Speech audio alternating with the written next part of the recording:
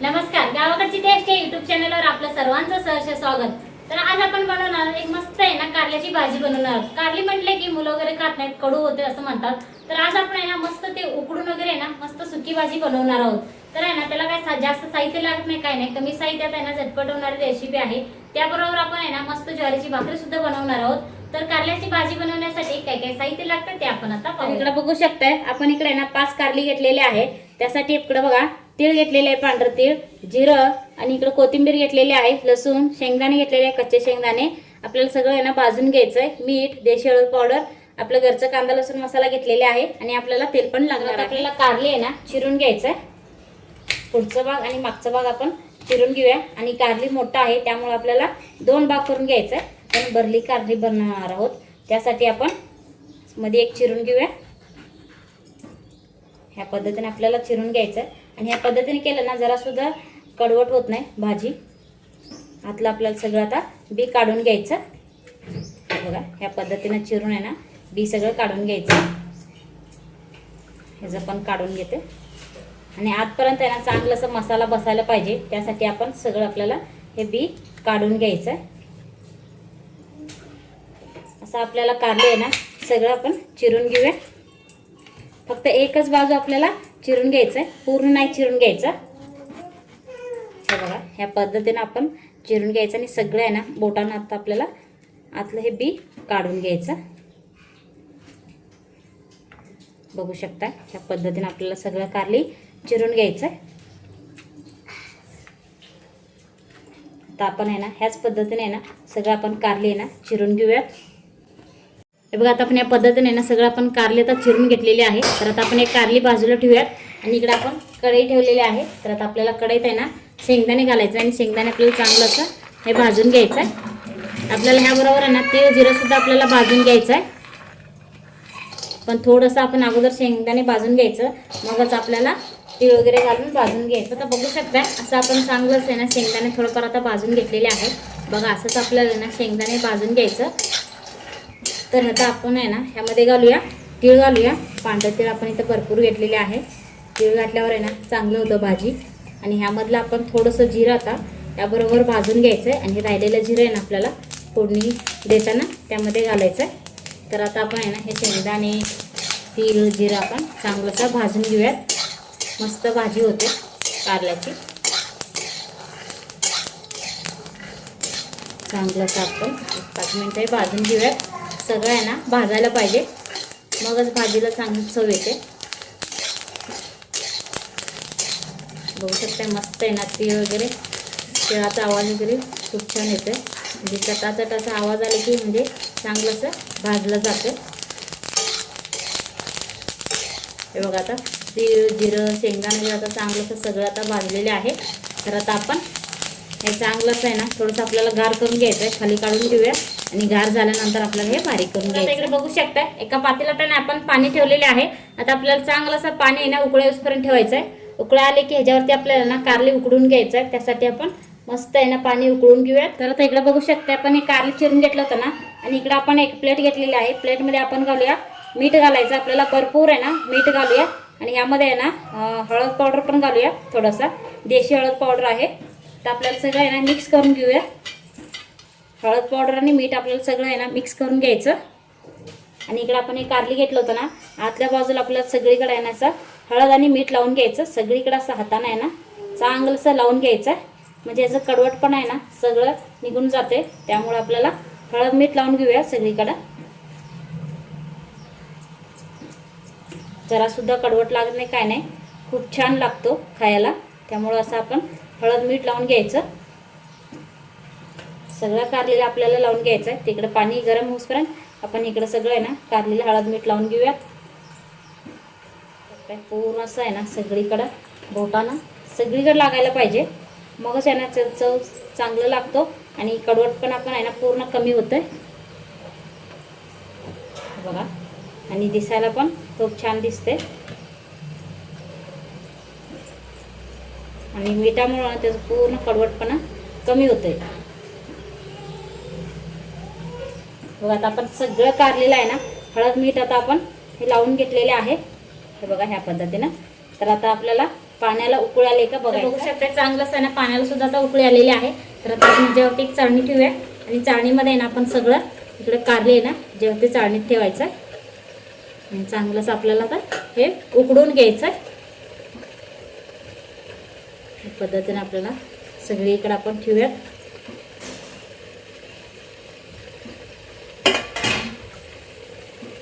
हे बघा या पद्धतीने आपण पूर्ण सगळीकडे आता आपण कारले ठेवलेले आहे. तर आता आपण ह्याच्यावरती झाकण लावून आहे ना आपण एक 10 मिनिट आहे ना चांगलं असं आपण वाफवून घेऊया.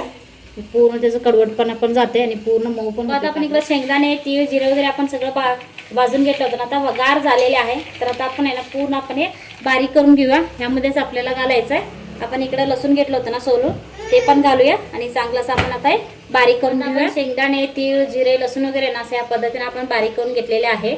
असंच आपल्याला बारीक करून घ्यायचं आहे. तर इकडे बघू शकताय आपलं घरचं कांदा लसूण मसाला घेतलं होतं ते घालायचं आहे. आणि कोणाला लागलं तरी सुद्धा आहे ना आपल्या व्हॉट्सअप नंबरवर तुम्ही ऑर्डर करू शकताय. तुम्हाला पण आहे ना घरपोचच मिळेल. त्यामध्येच आपण घालूया थोडंसं हळद पावडर. आपण आता हळद पावडर घातलेलंच आहे त्यामुळं थोडंसं आपल्याला सगळं मसाला घालून ना हे मिक्स करून घ्यायचं आहे. ह्यामध्येच आहे ना आपल्याला थोडंसं कोथिंबीर पण घालूया आणि मीठ वगैरे ना आपल्याला बघूनच घालायचं आहे. आपण आता आहे ना कारलेला सुद्धा आपण हळद मीठ लावलेलंच आहे त्यामुळं आता आपण बघूनच इथं मीठ घालूयात. आणि जास्त घातलं तर काय होणार खराट होणार त्यामुळं थोडंसंच आपण इथं मीठ घालायचं आणि सगळं आपण मिक्स करून घ्यायचं. हे बघा या पद्धतीने आपण सगळं हे मिक्स करून घेतलेले आहे. तर आता आपल्याला आहे ना तर आपण हे बाजूला ठेवूया मसाला. तर आपण कारली उकडले का बघूया. वेळ झालेले आहे. तर आता आपण आहे ना कारली उकडले का नाही बघूया. झाकण काढूया. बघू शकताय मस्त आहे ना वाफ येतोय. तर आता आपल्याला कारली उकडले का नाही बघायचं आहे. हे बघा पूर्ण असं मऊ झालेले आहे कारली. बघू शकताय असंच आपल्याला ना हे उकडून घ्यायचं आहे. तर आता आपण आहे ना हे खाली काढून घेऊयात आणि आपल्याला थोडंसं गार करून घ्यायचं. कारली ना थोडंसं गार झालेले आहे आणि इकडे आपण भरपूर पाणी घेतलेले आहे. त्यामध्ये आपल्याला सगळं आपण कारले ना आपल्याला स्वच्छ धुवून घ्यायचं आहे. म्हणजे आपण आहे ना हळद मीठ लावलं होतं ना त्यामुळं आपण हे धुवून घ्यायचं नाहीतर जास्त खराट लागणार आहे. त्यामुळं असं आपण पाण्यामध्ये चांगलं असं कारले ना धुवून घ्यायचं आणि ताटामध्ये आपल्याला ठेवायचं. आता पाण्यामध्ये चांगलं असं सगळं आपल्याला धुवून घ्यायचं.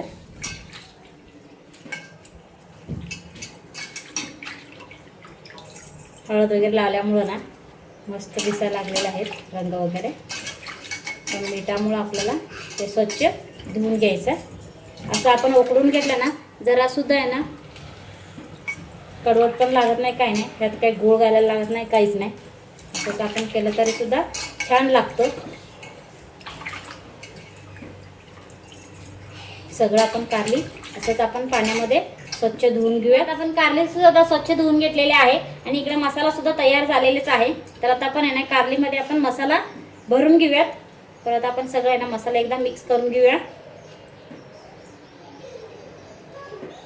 हे बघा या पद्धतीने आपण सगळं मिक्स करून घेतलेले आहे आणि एक एक एक आपण कारली घ्यायचं आणि आतपर्यंत त्यांना चांगलं असं आपल्याला मसाला हे भरून घ्यायचं आणि भरून आहे ना असं दाबून घ्यायचा.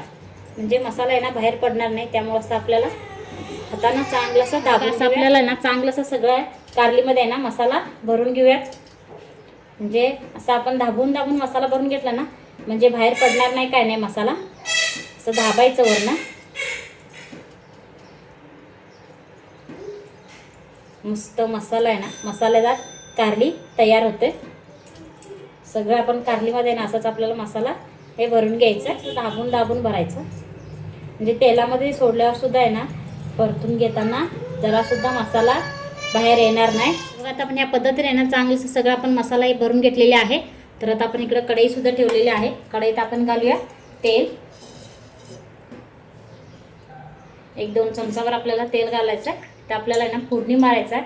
त्यासाठी आपण इकडं तेल घालूया आणि तेल आहे ना थोडंसं आपण गरम करून घेऊया.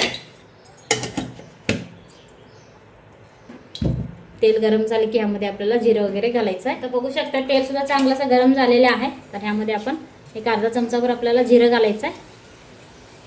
आता मस्त फुललेले आहे.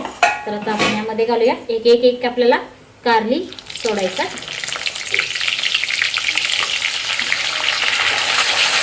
या पद्धतीने मस्त आपण हे मसाला भरून घेतला होता ना ते सगळं आपण कारली यामध्ये सोडायचं. दुसरं आता आपल्याला ह्यामध्ये ना काहीच वापरायचं नाही. आता सगळा मसाला वगैरे आहे ना आपण परतून घेतलेलेच आहे भरून घेतलेलेच आहे कारलीमध्ये. त्यामुळे आपल्याला फक्त कारली घालून आपल्याला चांगलं असं हे तेलामध्ये ना परतून घ्यायचं.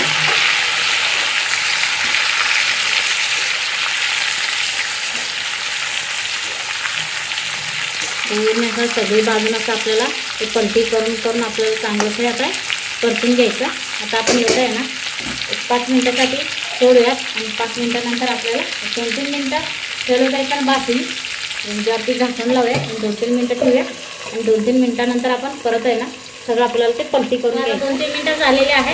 आता आपण झाकण काढून बघूया. आहे ना तेलामध्ये वाटायचं आपल्याला. आपण सगळं आहे ना पलटी करून घेऊया. बघा किती छान दिसतं. सगळं असं आपल्याला हे पलटी करून करून तेलामध्ये परतून घ्यायचं. म्हणजे सगळीकडे ना चांगलं असं हे कारले ना परतायला पाहिजे सगळा कारले.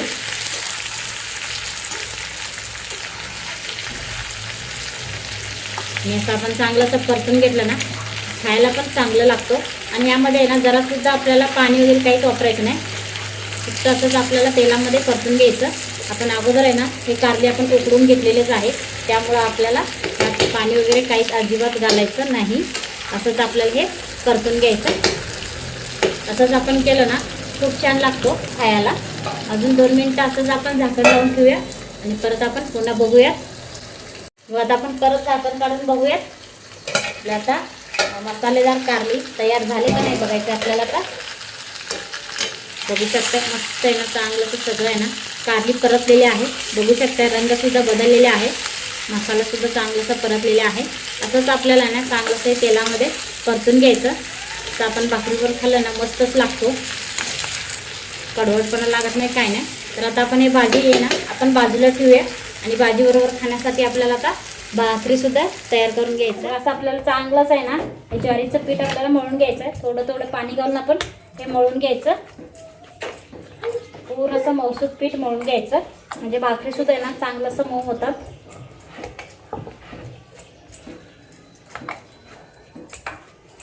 गोळा घेऊयात आणि सगळं आपण पीठ आहे ना बाजूला ठेवूयात.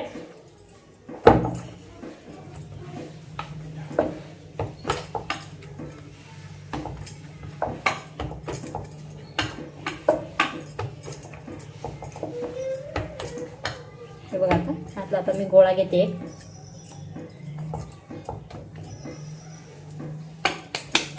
आता आपण गोळा घेतलेले आहे. आता आपण थोडंसं पीठ घालून आहे ना तर भाकरी थापून घेऊया.